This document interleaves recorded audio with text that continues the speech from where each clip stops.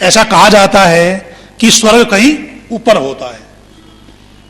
ऊपर तो होता है, परंतु कहां? इस सिर में। सिरा एव द्यौ, ये सिर ही द्यु होता है। क्योंकि हम परमात्मा से जो प्रार्थना करते हैं, हे प्रभु हमारी बुद्धि को सन्मार्ग में प्रेरित करना, वो कहां से प्रेरित करेंगे? बुद्धि से प्रेरित करेंगे। बुद्धि कहां होती है? यहां होती है। ये सिर कहां होता है? हमारे शरीर में सबसे ऊंचे स्थान पर होता है। द्यु कहां होता है? ब्रह्मांड में सबसे ऊंचे स्थान पर होता है।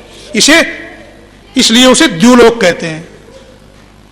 ये जो हमारा शरीर है ये भी ब्रह्मांड है, ये छोटा ब्रह्मांड है इसलिए इसे पिंड कहते हैं। ये बड़ा ब्रह्मांड है इसलिए इसे ब्रह्मांड कहते हैं। और यत् पिंडे तत् ब्रह्मांडे, जो इस ब्रह्मांड में स्थिति होती है वही स्थिति इस पिंड में होती है। तो जो होता है हमारे शरीर का, ये सिर, इसमें जो बुद्धि है उससे हम अच्छे मार्ग पर चलेंगे।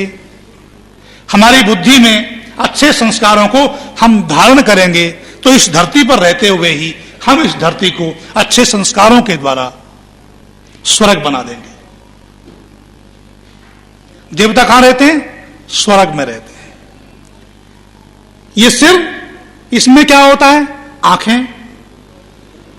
हमारी जितनी भी ज्ञानेंद्रियां हैं ना, वो सब इस सिर में होती है ना, जिनसे हमें ज्ञान प्राप्त होता है। आंखें भी, कान भी, नाक भी, वाणी भी, जिन जिन से हमें ज्ञान प्राप्त होता है ये सब की सब यहां होती हैं। और इस सिर का नाम है द्यौ। तो इन ज्ञानेंद्रियों के द्वारा हम अच्छे संस्कारों को अपने जीवन में धारण करेंगे। भद्रम करने भी शृणुयाम देवाः, अच्छा देखेंगे आंखों से, अच्छा सुनेंगे कानों से, भद्र सुनेंगे और भद्र ही सुनाएंगे भी। तब क्या होगा?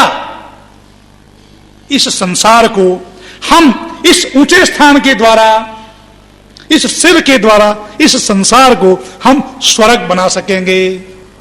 यदि हम अपनी बुद्धि को सन्मार्ग में चलाना चाहते हैं तो अपने जीवन से इन 6 प्रकार के पशु पक्षियों की मनोवृत्ति को निकाल दें। और कैसे निकालें? दृशदेव ब्राह्मण रक्ष इंद्र। जैसे पत्थर से किसी वस्तु को कुचल देते हैं, इसी प्रकार से अपनी दृढ़ आत्मविश्वास के द्वारा अपने जीवन में आने वाली इन बुरी आदतों को कठोरता के साथ निकाल दें।